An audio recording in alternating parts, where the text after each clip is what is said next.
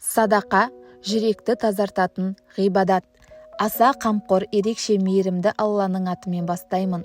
Бүгін біз өте маңызды, бірақ кейде ұмытып кететін ғибадат туралы сөйлесеміз. Ол садақа. Садақа дегеніміз тек ақша беру емес, садақа Алла разылығы үшін жасалған кез келген жақсылық. Пайғамбарымыз Мұхаммед саллаллаху алейхи уассалам айтқан, күлімсіреуіңнің өзі садақа, жолдан зиянды нәрсені алып тастау садақа. Яғни садақа әр қайсымыздың қолымыздан келетін амал. Арнаға тіркеліп, лүпіл басып, комментарий жаза отырыңыз. Садақаның маңызы. Алла тағала Құранда кімде-кім бір жақсылық жасаса, оған 10 есе сауап беріледі дейді. Садақа берген адам кедейленбейді, керісінше берекесі артады. Біз кейде ойлаймыз, өзіме әрең жетіп жүр, қалай берем деп. Бірақ шын мәнінде садақа азайту емес, көбейту. Бұл Алланың заңы. Садақа жүректегі сараңдықты өлтіреді. Садақа жүректі жұмсартады. Садақа иманды күшейтеді. Садақа бәлені қайтарады.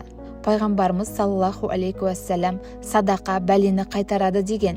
Кейде басымызға келе жатқан бір қиындық болады, бірақ біз оны сезбейміз. Ал бір күні біреуге көмектесеміз, сол садақа сол бәлені жолдан алып тастайды.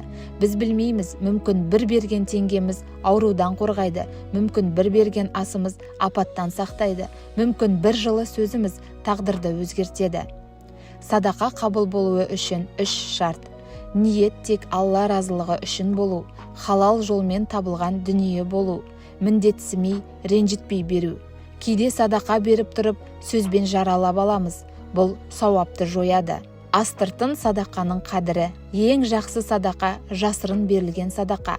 Оны тек Алла көреді. Оған мақтан жоқ, оған рия жоқ. Қиямет күні Алланың көлеңкесінде болатын 7 топ бар. Соның бірі оң қолыңмен берген садақасын сол қолы білмейтін адам, яғни шынайы ықыласпен берген адам.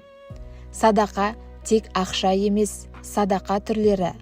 Аш адамға ас беру, біреуге жол көрсету, біреуді тыңдап беру, көңілін көтеру, жақсы сөз айту, күлімсіреу.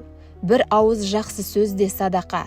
Сондықтан менде ақша жоқ деп тоқтап қалма. Сенің тілің бар, сенің жүрегің бар, сенің уақытың бар. Бұл да садақа. Қияметке дейін сауабы жүретін садақаның түрлері. Садақа жария. Мешіт салуға қатысу, құдық қаздыру, су тарту, мектеп, медресе салуға үлес қосу, Құран кітаптарын тарату, діни кітап, пайдалы кітап шығару, исламға шақыратын видео, аудио сайттар жасау, біреуге пайдалы білім үйрету, шәкірт тәрбиелеу, жетімге қамқор болу, ағаш отырғызу, ауруханаға құрал жабдық сыйлау, көпшілік қолданатын жол, көпір, дәретхана салу. Осылар жария садақаға жатады. Садақаның сауаптары Алланың разылығына жеткізеді, күнәлардың кешірілуіне себеп болады, ризық несібені арттырады, бәле жаланы қайтарады, жүректі жұмсартады, иманды күшейтеді, дұғаның қабыл болуына себеп болады, қиындықты жеңілдетеді, қияметте көлеңке болады, сауабы еселеніп жазылады. Садақа мен дұғаның байланысы. Садақа дұғаның қабыл болуына себеп. Көп адам неге дұғам қабыл болмай жатыр дейді. Мүмкін садақа жетіспей тұрған шығар. Бір мұқтажға көмектес, сосын артынша дұға жаса. Сонда дұғаңның дәмі өзгереді. Аз берсең де үзбе. Алла мөлшерге емес, ниетке қарайды. Біреу 1000 теңге береді, біреу 50 теңге береді. Бірақ 50 теңгені шын жүректен берген адамның сауабы үлкен болуы мүмкін. Маңыздысы тұрақтылық.